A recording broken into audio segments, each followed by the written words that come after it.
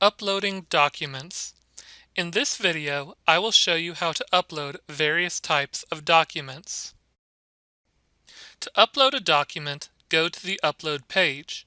Then, using the drop-down list, select the document type. Next, you can select one or more files to upload.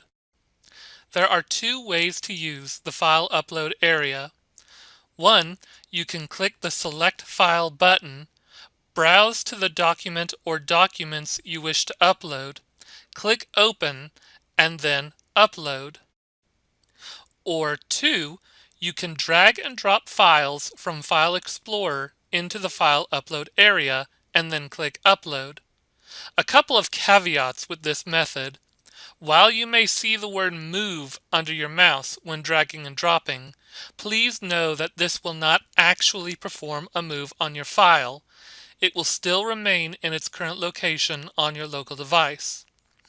Also, you must drop the file in the green highlighted space that says Drop Files Here to Upload.